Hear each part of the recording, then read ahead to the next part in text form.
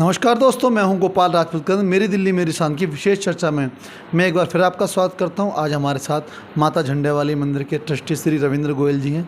जैसा कि हम बात करेंगे आज श्री रविंद्र जी से कि 712 से और 1947 तक हमारे देश में लगातार सांस्कृतिक आक्रमण रहा और हमारी चीज़ों को, भारतीय संस्कृति को दबाया गया, हमारे मठ मंदिरों को तोड़ा गया।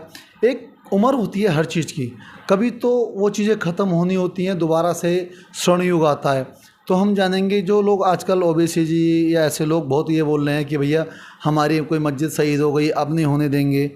तो अब हम इस बात पे चर्चा करेंगे इनसे कि सर वो युग कब आएगा कि जो हमारे बहुत सारे मंदिर ऐसे हैं जो कि उनके ऊपर स्ट्रक्चर खड़े कर दिए गए हैं, क्या उसकी शुरुआत हो चुकी है? सर नमस्कार आपका।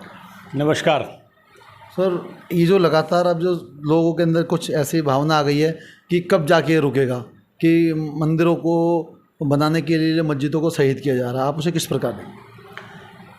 देखिए, ये इस प्रकार की बातें करना ये एक सच्चाई से मुंह मोड़ना है।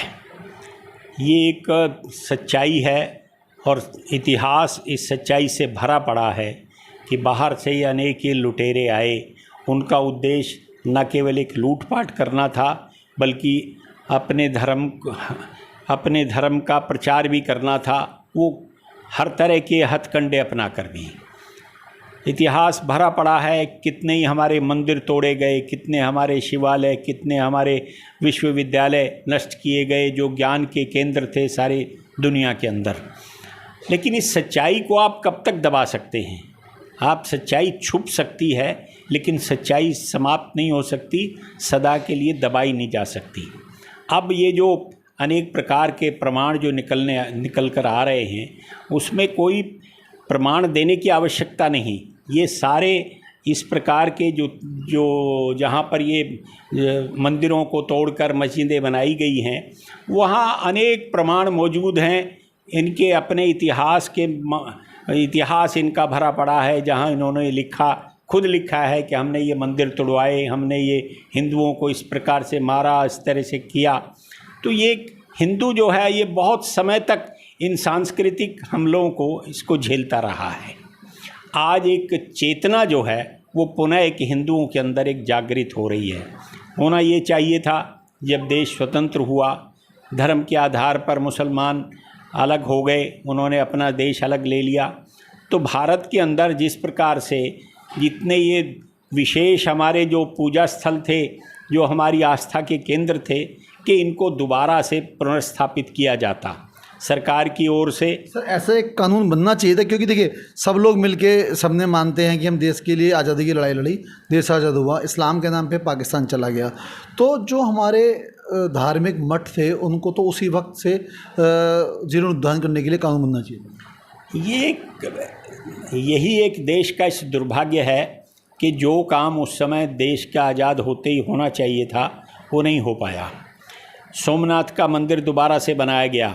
हम सब जानते हैं कि किस प्रकार से उस समय जवाहरलाल नेहरू प्रधानमंत्री थे, उन्होंने इसको कितनी अड़चनें इसमें लगाई, लेकिन पटेल और उनके कारण से, डॉक्टर राजेंद्र प्रसाद के कारण से वो काम संपन्न हुआ और एक देश का कलंक जो है वो समाप्त हुआ। अयोध्या के लिए हमको 500 साल लड़ाई लड़नी पड़ी, जबकि वो सर्वविदित है कि अयोध्या में भगवान राम का मंदिर था और उसको तोड़कर ये एक मस्जिद नाम की एक वो स्ट्रक्चर खड़ा कर दिया गया। ये इसी प्रकार कृष्ण जन्मभूमि, इसी प्रकार से काशी विश्वनाथ, ये सब ये उन्होंने तोड़े। तो उसी समय ये होना चाहिए था कि देश का स्वाभिमान के साथ हम उनका पुनर्स्थापना करते और देश स्वाभिमान के साथ अपनी वो पुरानी बातें भूलकर देश आगे विकास करता। लेकिन नेहरू के कारण से कांग्रेस की तुष्टीकरण की नीति देश के बंटवारे के बाद भी समाप्त नहीं हुई और उन्होंने कभी इस बात पर ध्यान नहीं दिया कि हिंदुओं का जो खोया हुआ, जो दबाया हुआ, कुचला स्वाभिमान है, उसको हम स्थापित करें। अब जो ये निकल कर आ रहे हैं सच्चाइयाँ, इसमें संघर्ष करना पड़ रहा है, जबकि सब कुछ वहाँ पर मौजूद है। सर अभी जैसा कि सब जानते हैं कि बाबा के दर्शन हुए ज्ञानवापी में, उसके बाद भी क्या एक लंबी लड़ाई लड़नी पड़ेगी दोबारा? लंबी लड़ाई मुझे नहीं लगता कि ये बहुत लंबी चलेगी, लेकिन कुछ समय, चूँकि वो मामला हमारी न्यायालयों में है, अदालतों में है, वहाँ तरह तरह की अड़चनें लगाई जाती हैं, उसमें कुछ समय लग सकता है। लेकिन अब इस सच्चाई से कोई मुंह नहीं मोड़ सकता कि वो ज्ञानवापी जिसको मस्जिद कहते हैं, वो भगवान शिव का, काशी विश्वनाथ का उसी मंदिर का भाग है, जिसको तोड़कर वो मस्जिद का स्वरूप दे दिया गया।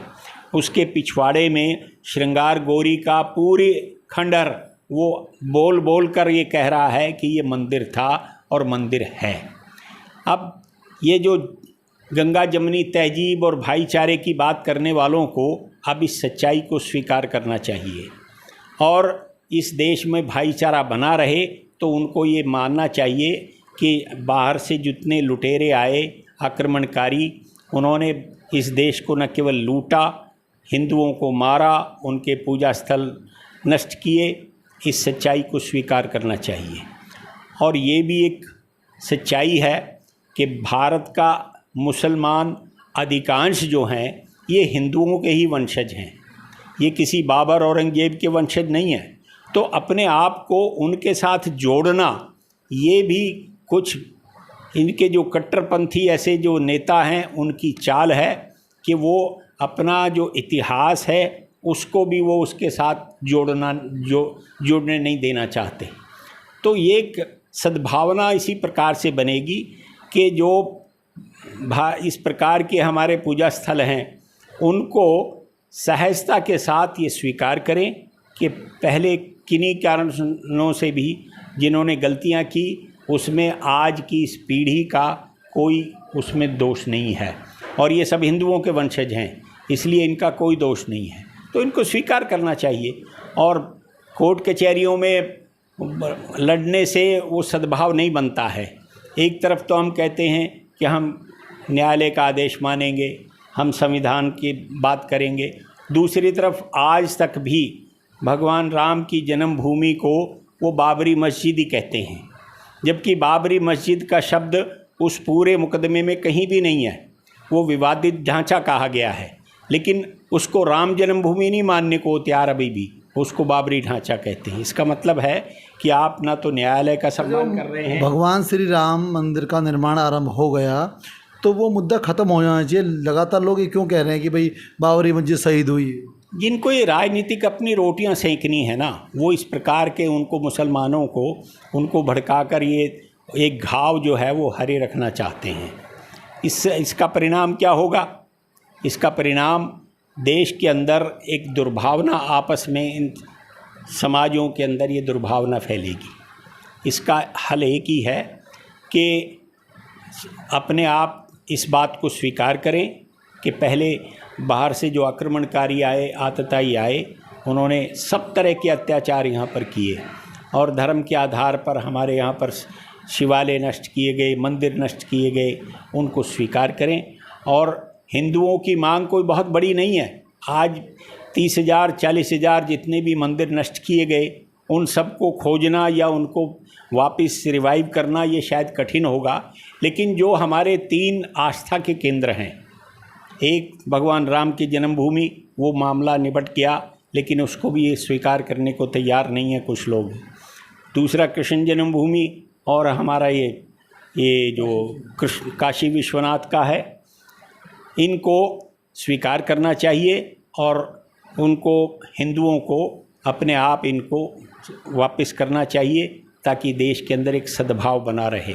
नहीं तो वो सच्चाई तो है, वो आज नहीं तो कल वो मंदिर ही स्थापित होंगे और वहाँ मंदिर ही बनेंगे, इसमें कोई दो राय नहीं है। कुछ समय लग सकता है, लेकिन हो सकता है कि तब तक कुछ समाज के अंदर कुछ कड़वाहट हो, लेकिन उससे पहले अगर ये ऐसा हो जाता है तो ये बहुत अच्छा होगा। और समझदारी इसी में है कि हम अपने आप को उन आतताइयों के साथ अपने आप को नहीं जोड़ें। ना यहाँ के हिंदू, यहाँ के मुसलमान उनके वंशज नहीं हैं, और उनके पापों को अपने सिर लेने की इनको कोई ज़रूरत भी नहीं है। उन्होंने जो पाप किए उसको स्वीकार करेंगे, उन्होंने किए होंगे, हमारा इससे कुछ लेना देना नहीं है। हम इसी धरती पर पैदा हुए हैं, हम यहीं रहना चाहते हैं, मिलजुल कर रहें और इस उनके लिए भी एक स्वाभिमान की बात होगी देश के अंदर कि भाईचारा बना रहे। और मैं तो यही चाहूँगा कि समझदारी दिखाएं कुछ लोग और इस मामले को जितनी जल्दी हो उसको सद्भावना के साथ निपटाइए।